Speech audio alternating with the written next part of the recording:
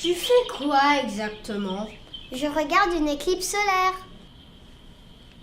Mais ça va pas la tête, tu veux te brûler les yeux? Mets ces lunettes de protection. Waouh!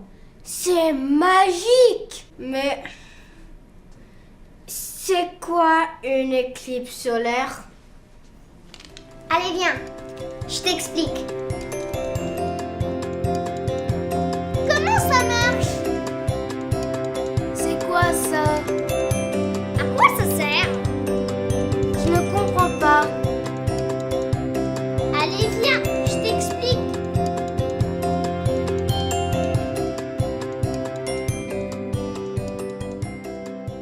Une éclipse totale a eu lieu aux États-Unis le 21 août 2017.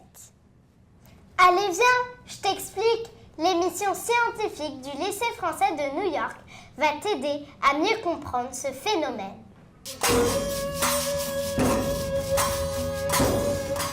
Vous faites quoi exactement? Le soleil a disparu! On fait le plus de bruit possible pour que le monstre relâche le soleil. Et ça marche au bout de 2 minutes. Mais c'est quoi cette histoire de monstre? Durant longtemps, dans beaucoup de cultures, on imaginait beaucoup de choses. Dans l'Égypte antique, par exemple, le serpent maléfique Apophis essayait d'attraper le dieu du soleil Ra pour le dévorer.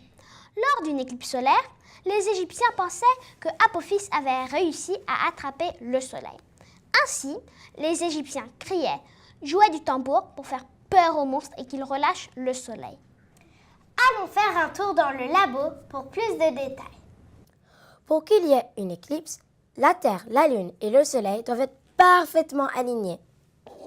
Quand la Lune passe entre la Terre et le Soleil, l'ombre de la Lune se projette sur la Terre. Mais attention, allons voir de plus près. Seules les personnes présentes dans cette zone d'ombre assistent à une éclipse totale, c'est-à-dire que le Soleil est complètement caché par la Lune et il fait nuit en plein jour. Par contre, les personnes présentes dans cette zone de pénombre assistent à une éclipse partielle, c'est-à-dire que le Soleil n'est pas complètement caché par la Lune. Alors, si je comprends bien, à chaque nouvelle lune, il devrait y avoir une éclipse solaire.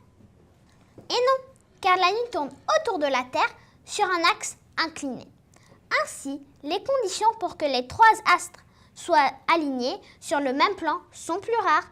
Cela arrive 2 fois par an alors qu'il y a 12 nouvelles lunes. Mais si la Lune est si petite par rapport au Soleil, comment peut-elle le cacher lors d'une éclipse solaire totale? C'est une heureuse coïncidence. La Lune est 400 fois plus petite que le Soleil, mais comme elle est 400 fois plus près vue de la Terre, ils font la même taille. Ah, c'est donc un effet de perspective. Mon pouce peut cacher ton visage alors qu'il est bien plus petit.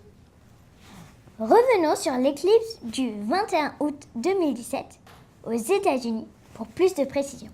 Cette éclipse a traversé la totalité des États-Unis, de la côte Pacifique à la côte Atlantique, en 1 heure et demie. Pourquoi ce phénomène? Car la Lune se déplace, donc son ombre se déplace aussi.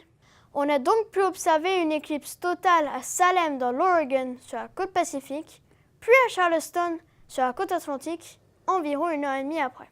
Rendez-vous en avril 2024 pour une éclipse totale dans l'État de New York. Ne soyez pas en retard, car une éclipse totale ne dure que 2 minutes. Allez, viens, on s'éclipse.